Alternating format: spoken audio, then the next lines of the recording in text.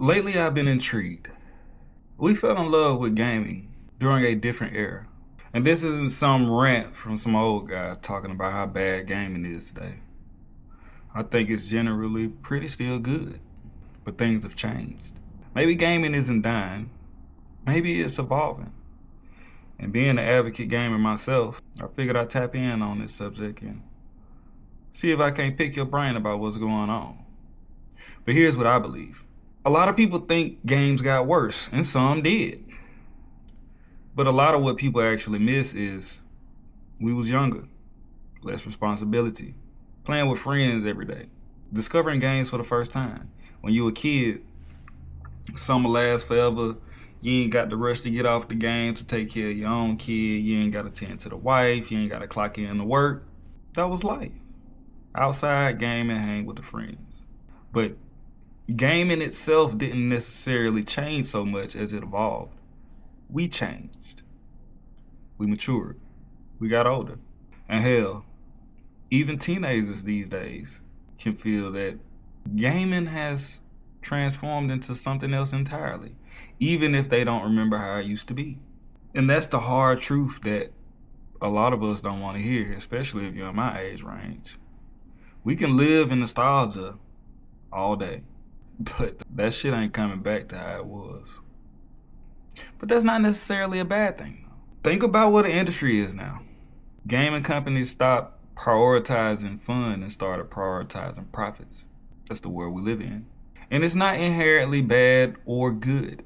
They're business. They're in it to make money, provide services, employment, entertainment, in exchange for monetary gain. However, the quality has dipped. It went from, can we make something amazing, to can we keep people engaged for 3, 4, 5 years? Look at Fortnite. Look at how long GTA 5 lasted. And it's still going. People have created their own art role-playing servers through GTA. Our GTA dropped when PS3 was still out. I remember. I called off work just to try and play online and couldn't even get into the servers because they were so full. Imagine what GTA 6 is going to do. But that's a different topic for a different day. The incentives have changed. Therefore, the outcomes of games have changed. You got battle passes now, skins, live service gaming updates where there is no offline play. I consider it a form of evolution. Now, here's where it gets a little bit deeper. Social media changed gaming forever. You used to be able to discover anything by yourself. Spend countless hours trying to find the secrets or master combos or figure out the skills or figure out how to beat the boss.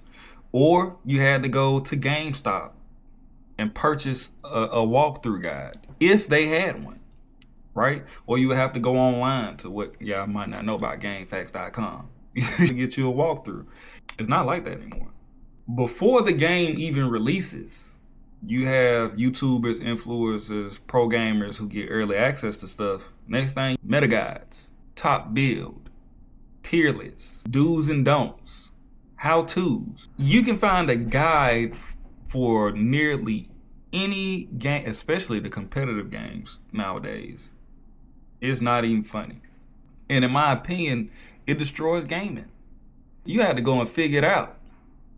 Now it's handed to everybody. And that forces nearly a large majority of the gaming community. It's almost like individualism is losing its safe space because everybody's following the same meta builds, the same guys, the same tier list, the same fastest route. Everybody's trying to be the first to compete. Everybody's trying to be the first to do 100% so they can post it. Everybody's trying to get the coolest clip. It's oversaturated. Just think about that for a second. Not to mention, over time, we slowly allow gaming to become jobs. I almost miss the days when you would hear parents and, excuse me, I almost miss the days when you would hear parents and other adults say, get off that game, it ain't gonna get you nowhere. Because now these kids have literally witnessed several different individuals become ultra successful from gaming. So it's hard for them to listen to someone like me or someone else who's a bit older say, man, shit ain't used to be like this. You know what I mean? It's almost like in my last video, it's like trying to go to the pros now, become a rapper. 1 in a million chance. You got to have some grit, a little bit of luck, and a little bit of know-how. Beyond just skill alone. Skill alone might get you placed on a pro team, but it ain't gonna make you a famous streamer. It's a full-time job for some people. From the time they wake up, 8 hours a day, they're playing video games to sustain their lives. It used to just be entertainment. The era that we live in now used to be unheard of. It's insane. Nothing wrong with it though.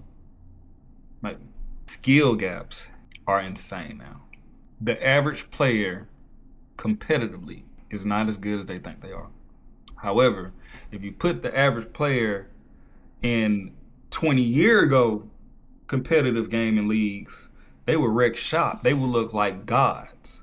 The gap has widened like crazy. I've even noticed it myself. My reaction time is still pretty decent. I've been gaming for a long time. But these new kids got me beat. I ain't gonna even lie to you. Shit, sometimes you can't keep up with them. Sometimes I don't want to get in the game. My hands have never sweated playing games till after COVID. That's when Apex Legends dropped. That's when I really started to experience sweaty palms that people talk about. I'm talking about trying to keep up so good and win so badly to where my hands be dripping wet when I let go of the controller. That's how crazy of the gap has become, because you got people who are on this game 24/8. They're gonna outplay you every time. They got 3,000 plus hours. You got 30. You just got off work. You just want to have a couple powwows, and you get dropped in a rank match, and you getting smacked by Timmy, Tom, and Johnny running a 3-stack, having the time of their life. Meanwhile, you over here miserable, getting beat up. Skill gap is crazy now. And here's where it hit hard. And a lot of people don't like to hear this. Convenience. Old gaming used to be local parties, a small group, a community. I remember when I was playing Destiny 2 heavily. I was in a clan, and it was a very active clan. We talked every day, came up with strategies and plans to complete raids, carried other clan members through raids. We scheduled weekend raids, made connections, good friends off of that. Those things are hard to find these days. Now it's just get on, log into a match, play, leave. And unless you just popping off, don't nobody add friends no more. Tying back into my previous video, people don't communicate on a microphone anymore. It's insane to me how much gaming has changed over the years. And I think it's not done. I believe we're still in the process of transition. So the question I often ask, where will this evolution take us? Because gaming is not dying, nor is it dead. It's still well and alive. It has changed forms. Basically, gaming is entertainment, which has always been entertainment, right? But now it has become a hybrid form of entertainment. Instead of people actively participating in the gaming or playing the games, Twitch, Kick, YouTube, esports, shorts, TikTok clips, millions of people consume gaming content and have never played a game. Won't even touch it. It's more like tuning into your favorite network TV show these days. Isn't that something? It's become a broader form of media. We used to play the game. Now you got kids who rather watch the game be played by someone else. And there's nothing wrong with that. However you want to entertain yourself. But it does affect the broader gaming community and what companies optimize for. They pay attention to that. Oh man, I don't think gaming is dying. It's not. I think gaming grew into something bigger than itself. The problem is a lot of us are still chasing that feeling we used to have. Staying up gaming until 2 a.m. with friends. The game changed. The industry changed. But the biggest change might just be us. Shorter attention spans. Consumption at an all-time high. Maybe it's not the corporations. Maybe it's the consumers. Just a thought. Subscribe to reality.